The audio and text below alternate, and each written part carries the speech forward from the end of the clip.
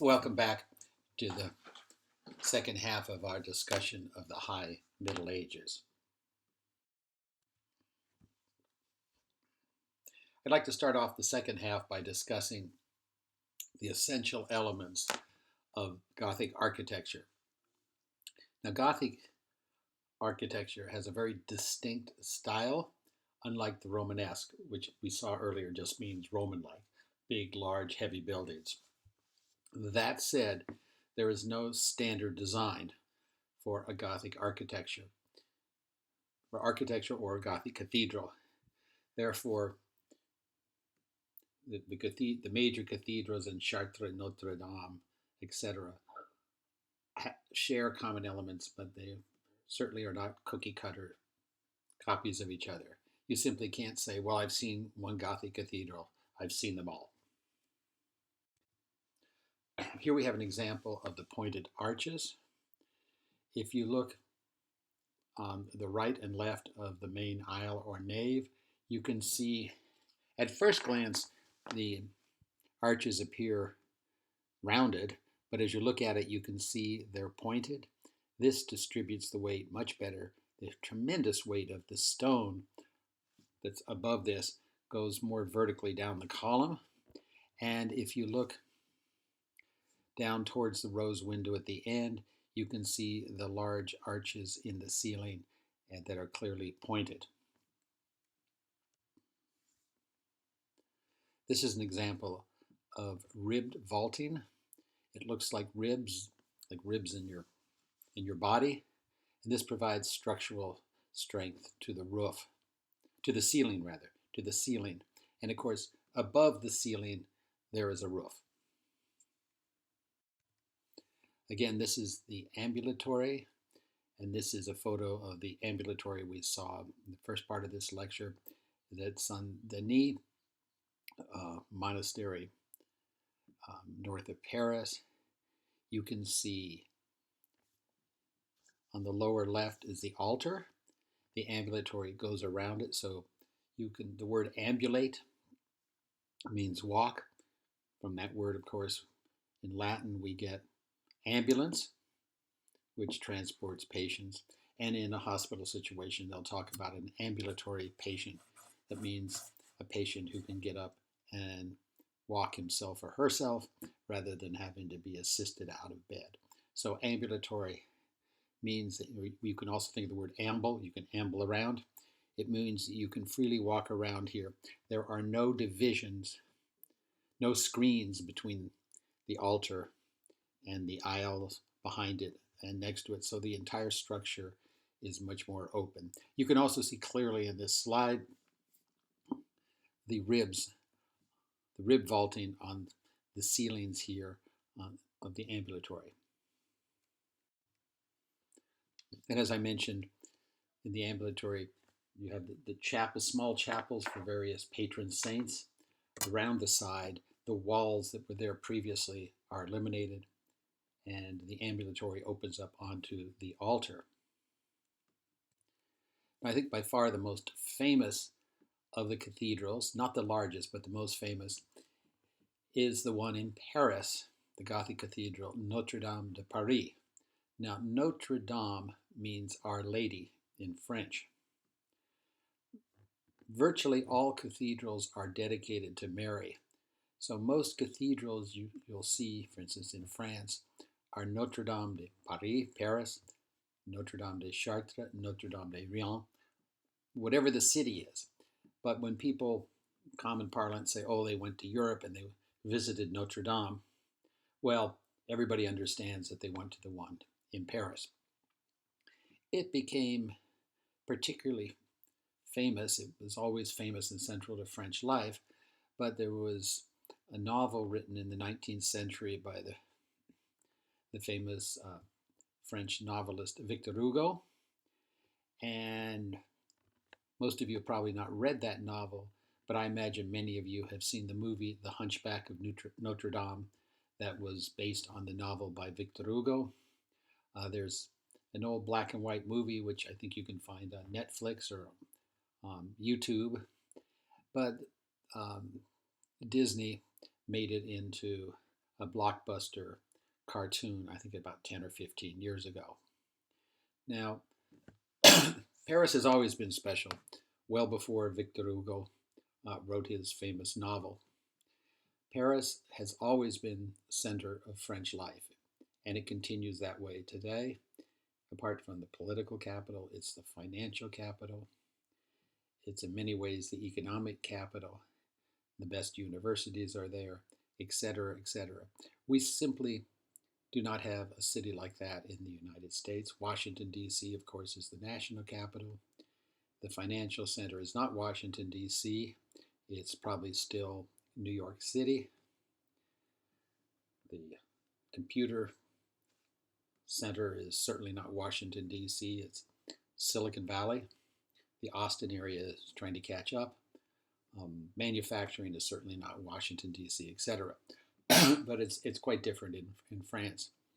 And the two most important people in French history, at least through this course and until the French Revolution, were the king and the Bishop of Paris. And we have to remember, during this time period, the bishop was not simply a spiritual leader, but held great, great political power and great wealth, because many, many wealthy people would donate land or precious objects to him for the glory of God. So he's essentially almost as powerful as the king. And it's no coincidence that Notre Dame was built just across the road from the king's palace.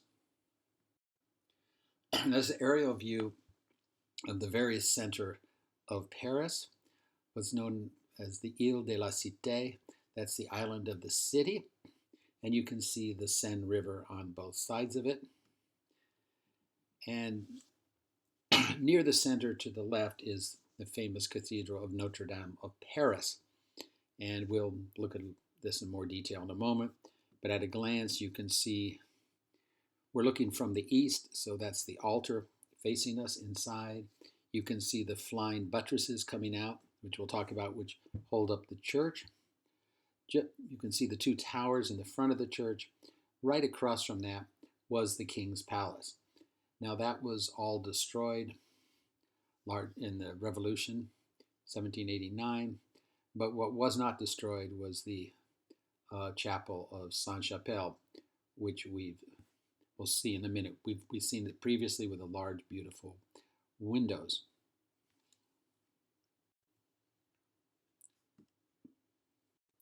This is an interior view of this relatively small chapel, which during its construction, when it was used, could only be entered by the king, his family, and special guests. It was his private chapel or small church. You can see the stained glass windows, virtually a wall. You can see in the ceiling the groin vaults in the ceiling, very Gothic. Excuse me, another view of Sainte-Chapelle. Of course, this is with electric lights, and this is on a sunny day. And on the right of the photo, you can see how the stained glass windows are much more brilliant with the sun coming in. You must put this high on your list on your first trip to Paris. There are, by the way, usually long lines to get in, but you can shortcut those lines legally by buying advance tickets online and just walk up to the head of the line and save yourself literally a 2 or 3 hour wait. And it's well worth it. And try and make sure you do it on a sunny day. Now, the history of France is very intertwined with Notre Dame, more so than any other building in France. Paris was very much the intellectual capital, not only of France, but all of Europe in the Middle Ages. Many cathedrals there. And the cathedral had its own school, which moved across the river, what is called in France the left bank of the Seine, and that became the famous University of Paris today. And one of the colleges in the University of Paris, of course, is Sorbonne, which is the equivalent of Harvard or Yale.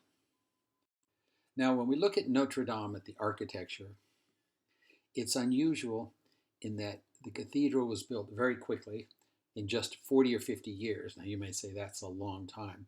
Well, most of the other cathedrals were built over a period of 200 or 300 years because it required a lot of money to build these, and they had to have repeated campaigns to raise money.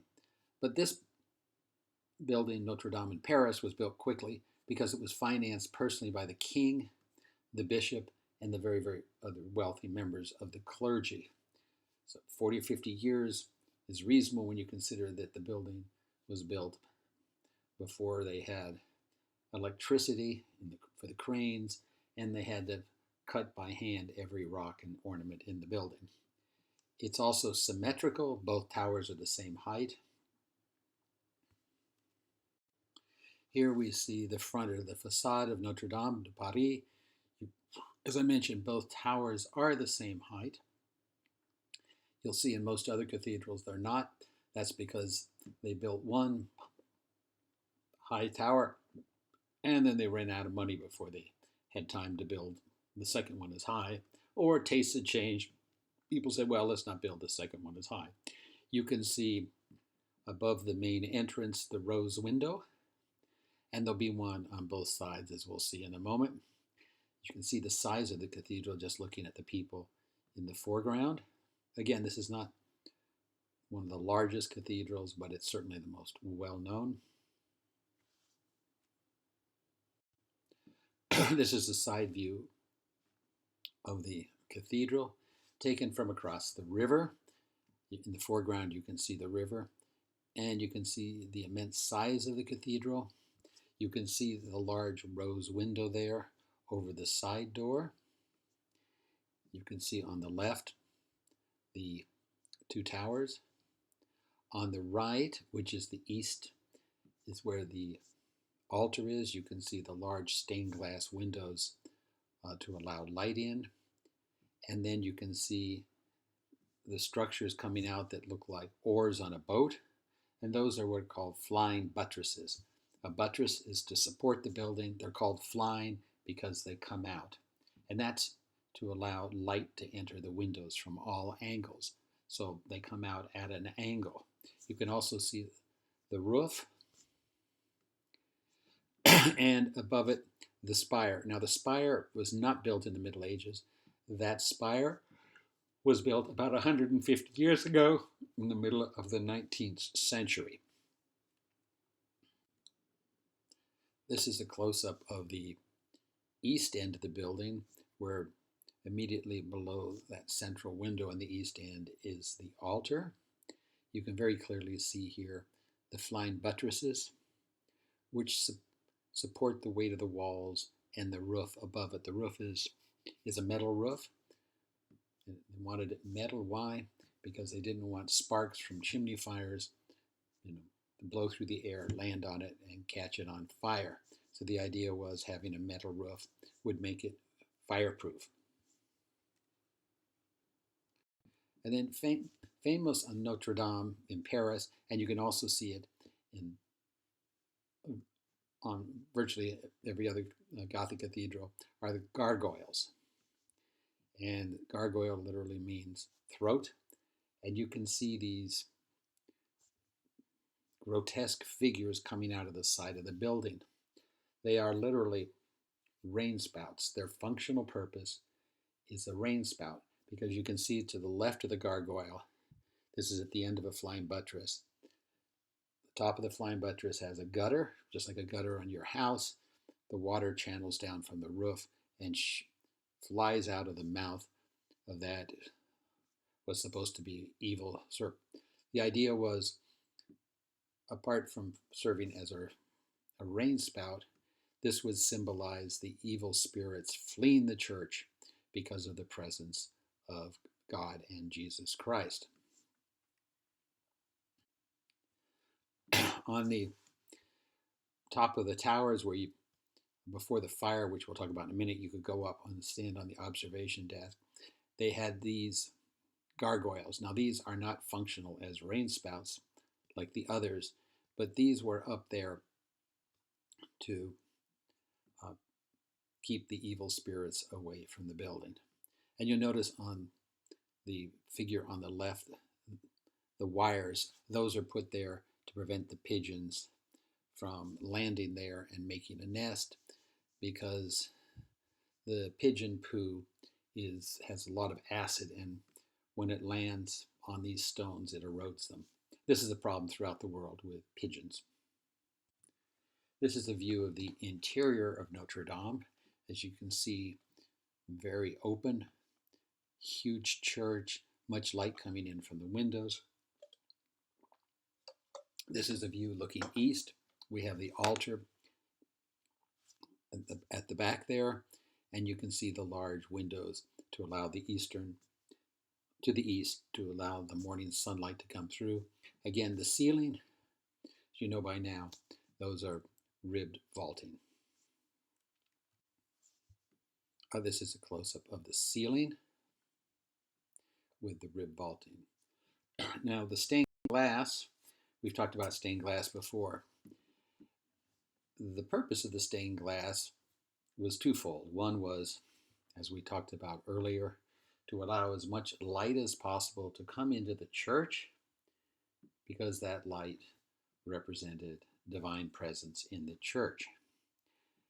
But another purpose was educational or didactic. Stained glass is often referred to as the Bible of the poor. The stained glass in all the churches of this period have biblical scenes, and people were taken into the church by monks or priests or nuns. People, again, 95% of the people couldn't read. They couldn't read the Bible.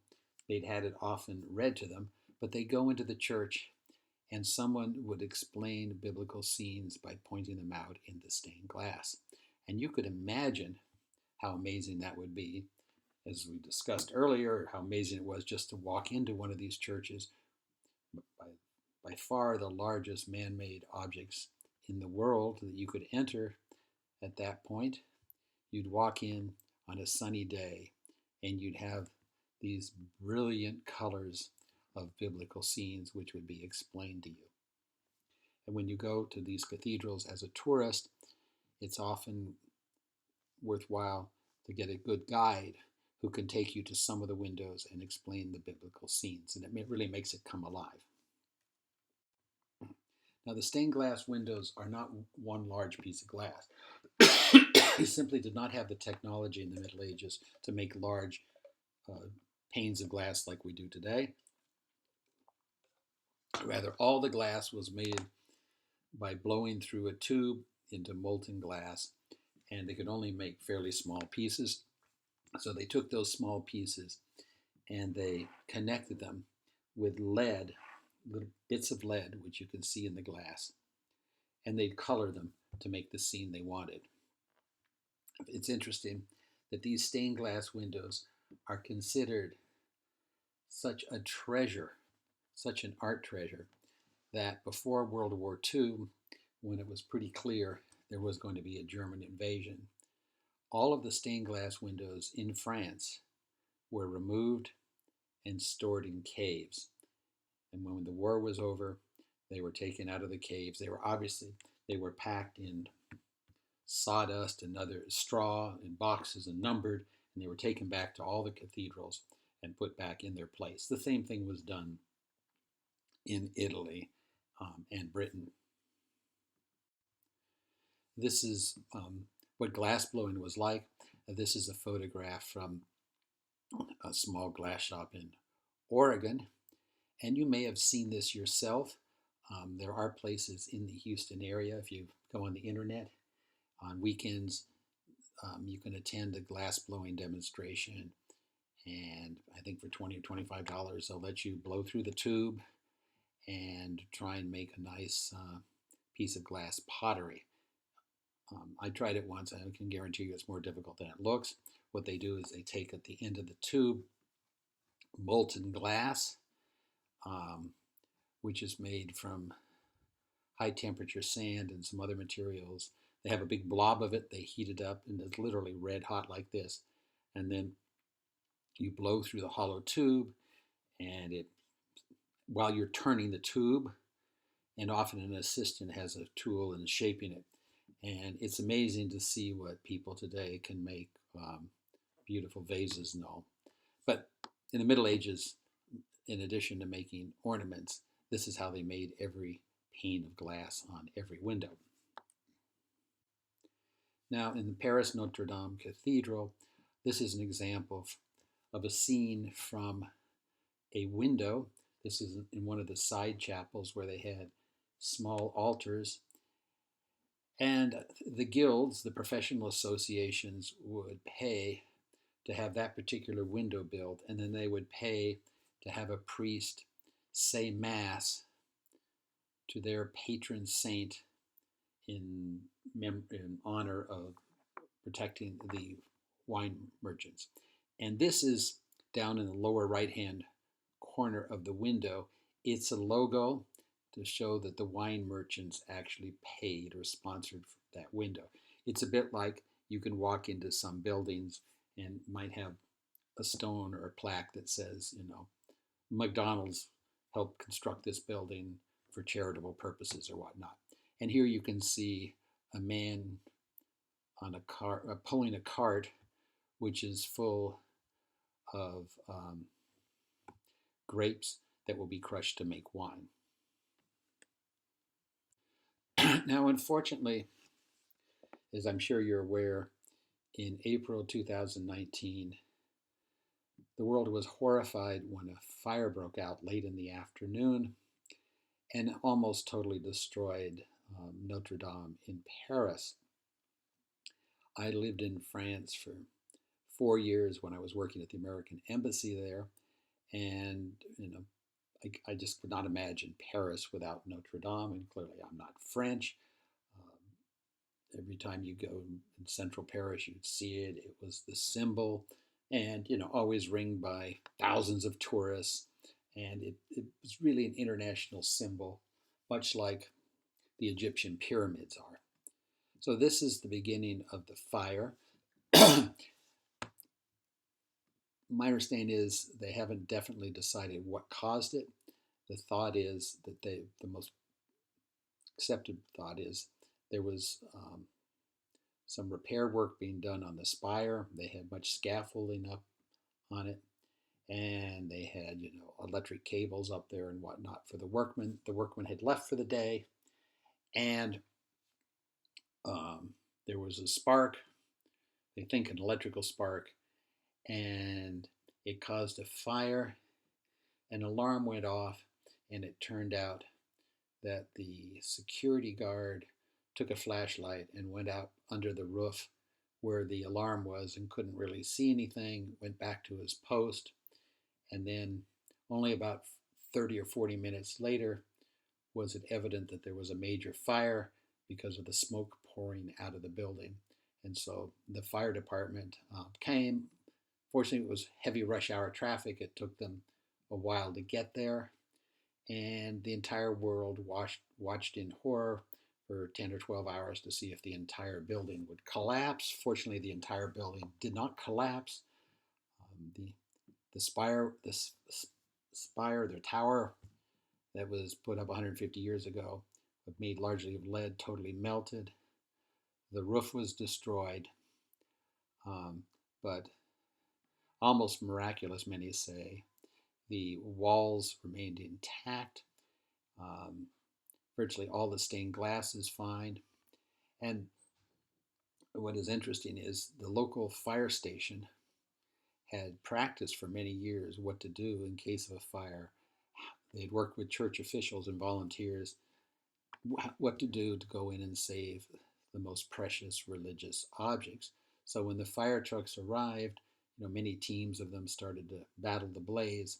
Others from the local fire station formed a human chain with volunteers that went into the church, and they were able to retrieve virtually everything of the greatest that could be carried, of the greatest historical and religious value, such as Notre Dame in Paris has what is claimed the original crown of thorns that was placed on Christ's head before he was crucified, and other similar objects.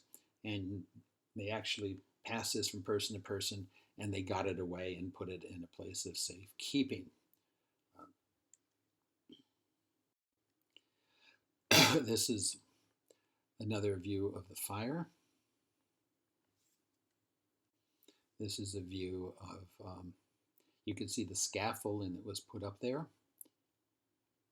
And the firemen went up with these water cannons, but they had to be very careful because they had building architects there telling them not to use their highest pressure, because if they used the highest pressure on these water cannons, it would shoot right through the stained glass windows.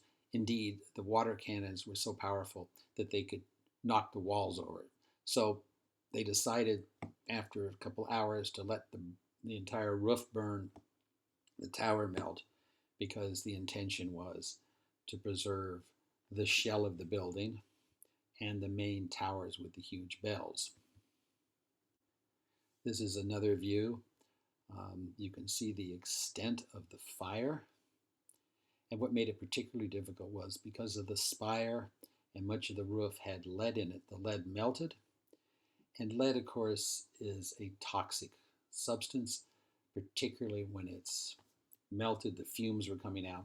So they had to get special equipment for the firefighters to wear special breathing apparatus and limit the time even with that apparatus. Well, the fire was finally put out. The shell of the building and virtually all of the stained glass was preserved. The major towers were preserved.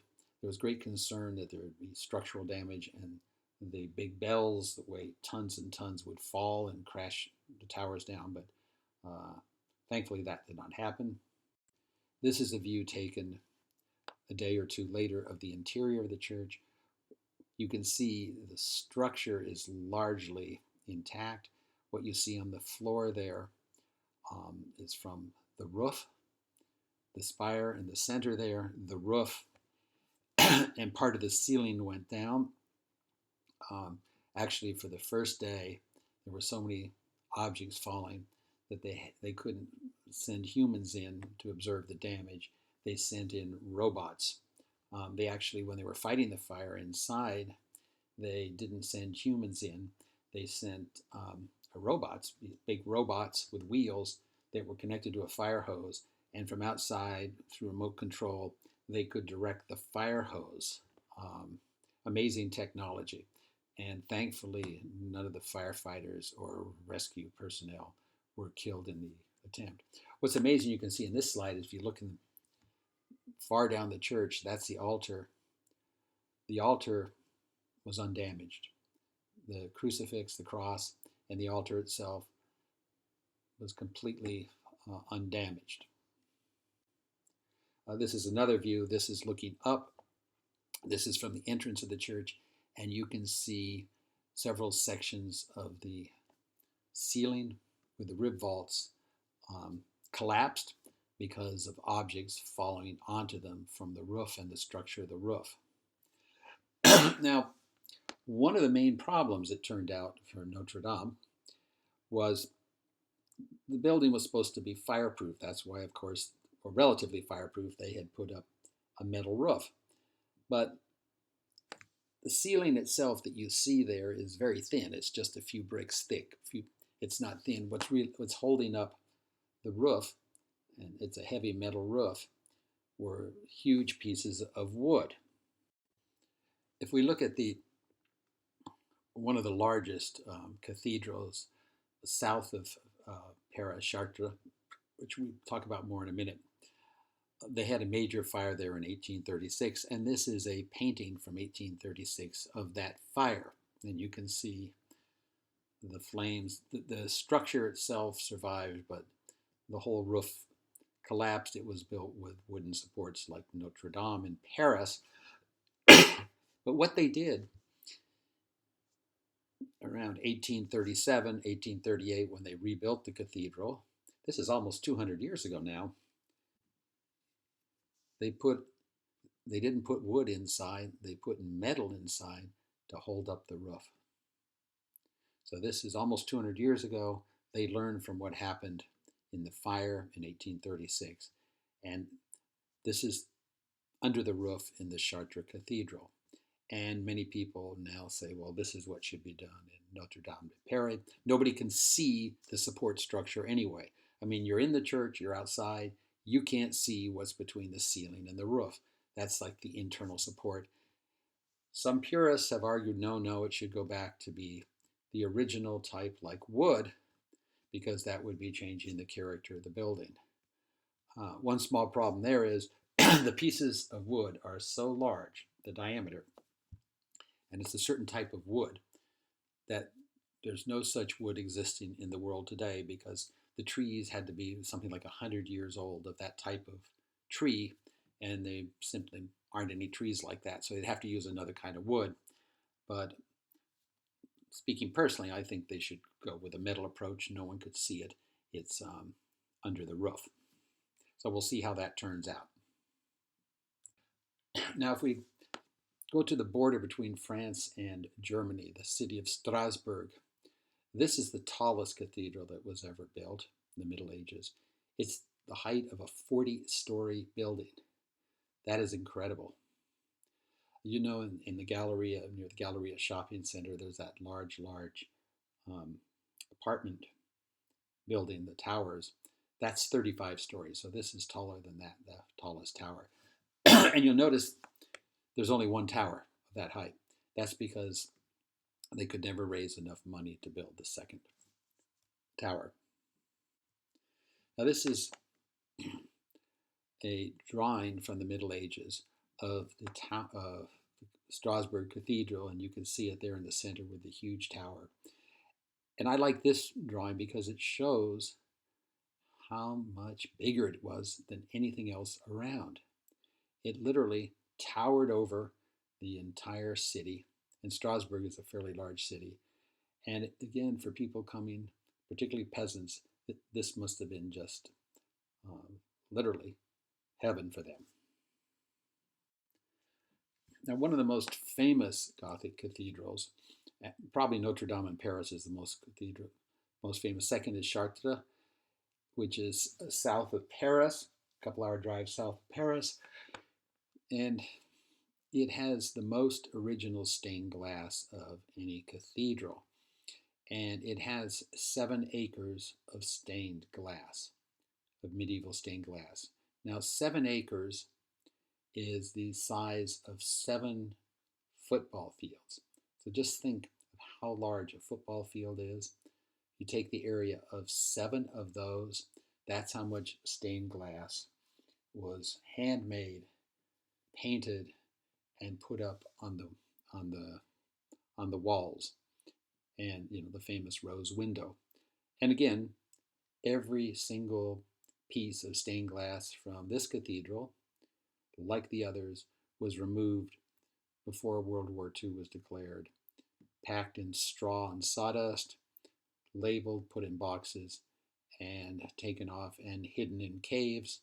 Then after the war, the reverse process to put it back in. It's just a tremendous amount of work.